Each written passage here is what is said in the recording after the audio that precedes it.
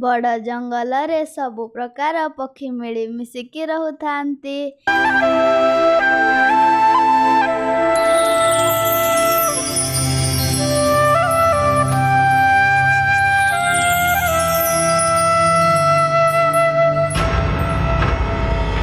ଏପଟେ ଚିଲର ଗୋଟିଏ ପୁଅ ହୋଇଥାଏ।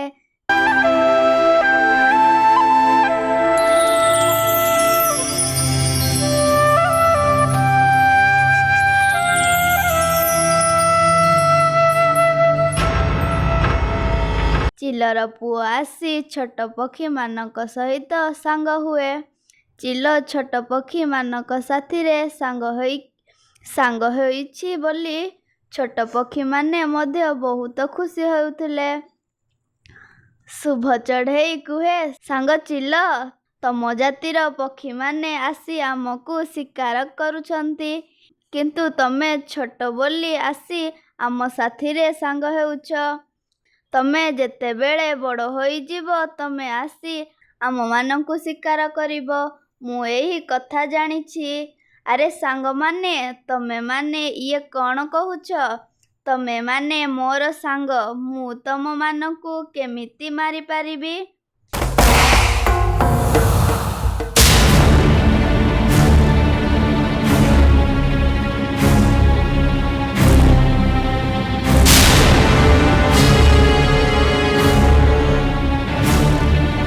ଆଉ ଆମ ଜାତିର ପକ୍ଷୀ ତମମାନଙ୍କୁ ଶିକାର କରିବାକୁ ଯିଏ ଆସିବ ମୁଁ ତାକୁ ମାରିବାକୁ ପଛେଇବି ନାହିଁ। ତମେମାନେ ହିଁ ମୋର ପ୍ରକୃତ ସାଙ୍ଗ। ମୁଁ ତମମାନଙ୍କୁ କେବେ ଦୂରେଇ ଦେବିନି। ତମେମାନେ ମଧ୍ୟ ମୋତେ କେବେ ଦୂରେଇବ ନାହିଁ।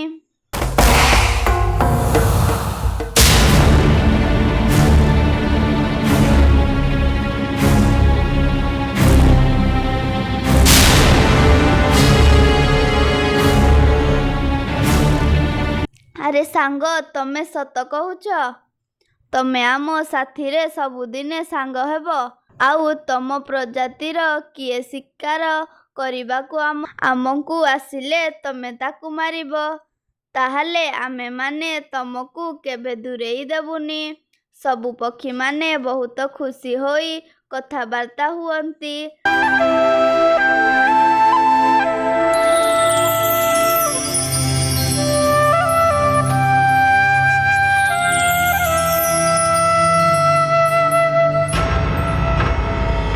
ତାଙ୍କ ଜଙ୍ଗଲରେ ଗୋଟିଏ ଶୃଗାଳ ଗୋଟିଏ ଗଛରେ ବସି ଶୁଣୁଥାଏ।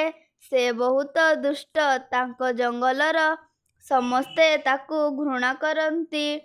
ଯାହାକୁ ପାରିଲେ ତାକୁ ଶିକାର କରିଦିଏ ସେହି ଶୃଗାଳ। ଏମିତି କିଛି ଦିନ ଚାଲିଲା। ଛୋଟ ଚିଲଟି ତାର ମା ପାଖକୁ ଆସି ଅନ୍ୟ ପକ୍ଷୀମାନଙ୍କ ସହିତ ସାଙ୍ଗ ହୁଏ।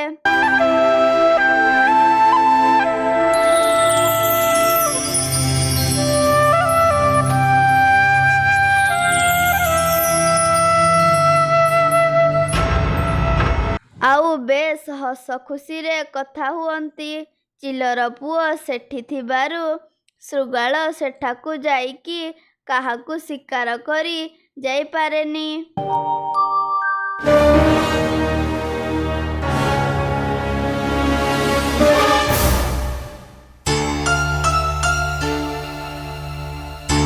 ଆରେ ଏମିତି ହେଲେ ମୁଁ ତ ଉପାସ ଶୋଇବାକୁ ପଡ଼ିବ।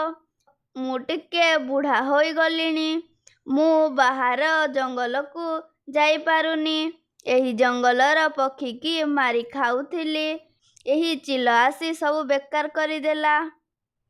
ମୁଁ ତ ଏହି ଚିଲକୁ ମାରିପାରିବି ନାହିଁ। ଇଏ ମୋରିଠାରୁ ବହୁତ ଶକ୍ତିଶାଳୀ। ମୁଁ କିଛି ଗୋଟିଏ ଯୋଜନା କରିବାକୁ ପଡ଼ିବ।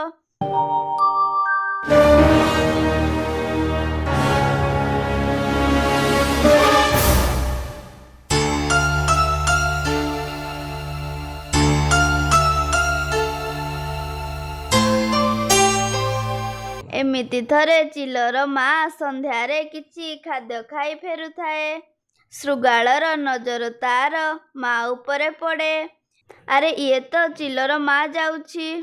ମୁଁ ଏହି ଚିଲର ମାଆକୁ ମାରିଦିଏ। ତାହାପରେ ଚିଲ ପାଖକୁ ଯାଇ ତାର ମାଆକୁ ଅନ୍ୟ ପକ୍ଷୀମାନେ ମାରିଦେଲେ ବୋଲି କହିବି। ଏମିତି ନିଷ୍ପତ୍ତି ଶୃଗାଳ ନେଲା। ତାହାପରେ ଚିଲର ପଛପଟୁ ଚିଲକୁ ମାରି ପକାଇଲା। କିଛି ସମୟ ପରେ ଚିଲର ମା ସେଇଠି ମରିଗଲା।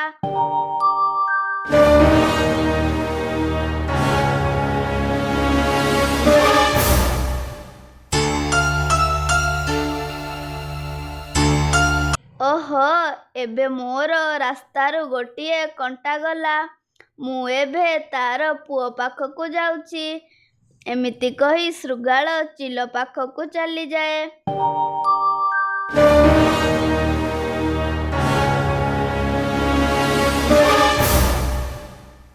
ଆରେ ପୁଅ, ଏବେ ଅନର୍ଥ ହୋଇଗଲା। ତୋର ସାଙ୍ଗମାନେ ମିଶି ତୋର ମାଆକୁ ମାରିଦେଲେ। ତୋର ମା ତାଙ୍କ ଘର ଦେଇ ଆସୁଥିଲା। ତୋର ସାଙ୍ଗମାନେ ଭାବିଲେ ଇଏ ଆମକୁ ମାରିବାକୁ ଆସିଛି। ଏମିତି ଭାବି ବାଡ଼େଇ ବାଡ଼େଇ ତୋର ମାଆକୁ ଜଙ୍ଗଲରେ ମାରି ଦେଇଛନ୍ତି।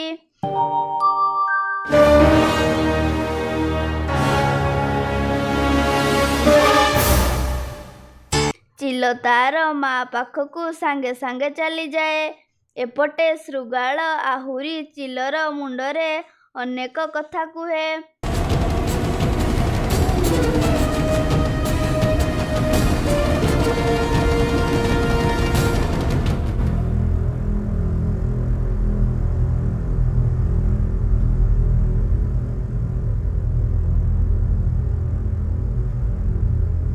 ଆରେ ତମେମାନେ ଛୋଟ ଜାତିର ପକ୍ଷୀ ହୋଇ ମୋର ମାଆକୁ ମାରିଦେଲ। ମୁଁ ତମମାନଙ୍କୁ ସାଥିରେ ସାଙ୍ଗ ହୋଇ ବହୁତ ବଡ଼ ଭୁଲ କରିଛି। ଏବେ ମୁଁ ତମମାନଙ୍କୁ କାହାରିକୁ ଛାଡ଼ିବି ନାହିଁ। ସକାଳ ପାଇବା ମାତ୍ରେ ଚିଲ ଯାଇ ତାର ସାଙ୍ଗମାନଙ୍କୁ ଶିକାର କରେ।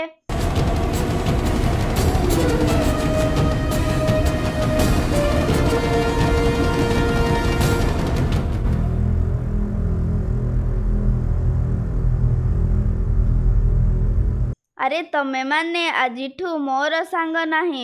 ମୋର ଆଗକୁ ଯିଏ ଆସିବ ମୁଁ ତାକୁ ଶିକାର କରିବି। ତମେମାନେ ସବୁ ମିଶିକି ମୋର ମାଆକୁ ମାରିଛ। ଏମିତି କହି ଚିଲ ସେଠାରୁ ଚାଲିଯାଏ।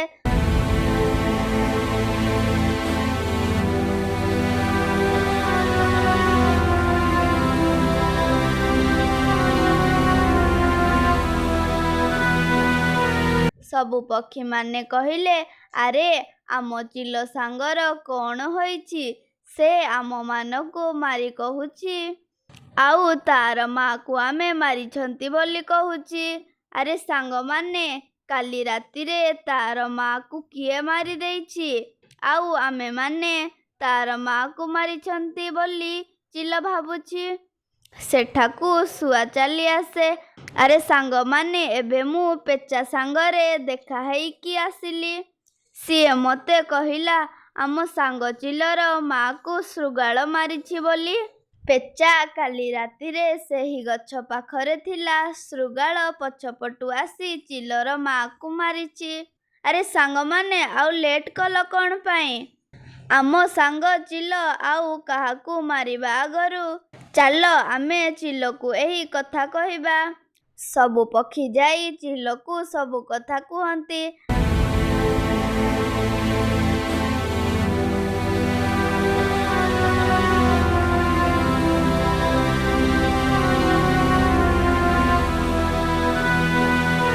ଆରେ ସାଙ୍ଗ, ଆମେମାନେ ଏତେ ଛୋଟ।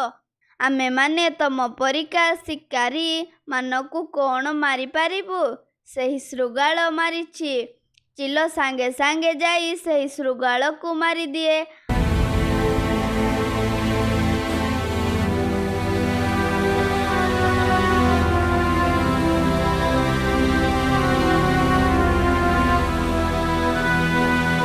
ଆଉ ସବୁ ପକ୍ଷୀମାନଙ୍କ ସହିତ ସାଙ୍ଗ ହୁଏ। ସବୁ ପକ୍ଷୀ ଖୁସିରେ ରୁହନ୍ତି।